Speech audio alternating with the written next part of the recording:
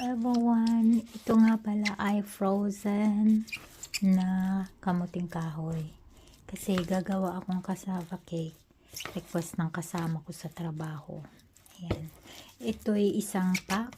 Mga 454 grams. Gagamit ako ng kalahating cup na condensed milk.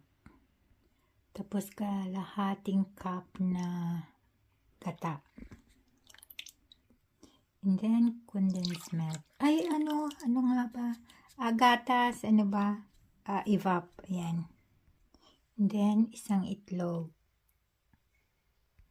At dahil wala na akong asukal, nakalimutan kong bumili, gagamit ako ng cubes.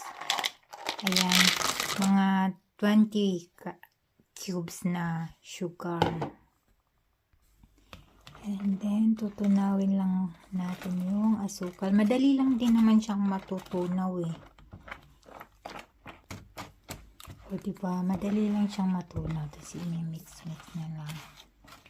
Para talagang tunaw yung asukal. And then, melted butter. Mga isang kutsara. Kung marami kayong butter, huwag niyong ubusin. Kasi mix-mix natin ulit. Ayan, lumalayo yung aking bowl. Hindi ako professional na nagluluto. Ano ba? Hindi ako chef. Gusto ko lang talagang magluto, mag-bake, mag-try para for special occasion may yung bawas gastos ba. Tapos ayan na yung aking tray para mag-bake. May ano na yan, butter. Tapos ilalagay ko lang siya. Ano to just for fun na gawa-gawa ko lang, hindi ako professional. Pero ilang beses na rin akong gumawa nito, masarap. Tsaka nung nakaraan binigyan ko yung kaibigan ko kasi meron akong kaibigan dito sa Germany. Tsaka ayaw nga pala yung frozen cassava na bibili sa Asian Mart. Tapos ayan, naka-ready na yung aking oven. Ayan.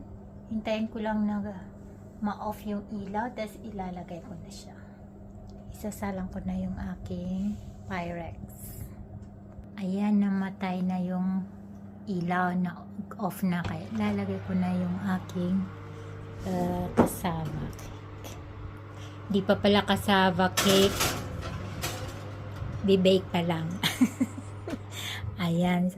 And then, hintayin ko siya ng mag-set ako ng oras. Gawin kong 40 minutes. Ayan. And then, ito nga pala, hindi ko na ipakita. Nakalimutan ko kasi. Mahirap kasi yung hindi tayo sa pag-video. Hindi tayo sanay. Ano ba? Yung lang, chika-chika na lang diretso. 1/4 na cup na condensed milk, tapos gata 1/4 din, tapos isang egg yolk. Ayan, wala na asukal yan na. Tapos dahil medyo marami akong cheese, nasisira nga lang kasi yung cheese na nabibili namin kasi hindi nagagamit, kaya medyo damihan ko na. Ayan, yung grated cheese. Pero hindi naman sobrang dami. Ano lang. Isa kahakopay. Ayan. Tapos ilalagay ko ito mamaya pag naluto na yung aking cassava cake. Actually, ano lang yan siya, 20 to 25 minutes. Pero dinagdagan ko ng ilang minuto dahil gusto ng kasama ko yung medyo medyo sunog-sunog. Ano ba yan? Hindi na masarap yan. Hindi na yata masarap yung sunog. Pero gusto niya yung talagang dark brown na. Kaya ayan, ginawa ko. Pero binabantayan ko naman. Yan na. Lalagay ko na yung aking mixture. Kakalat lang natin para pantay. Then babalik ko siya sa oven for 10 minutes. At ayan na yung aking cake. Thanks guys for watching.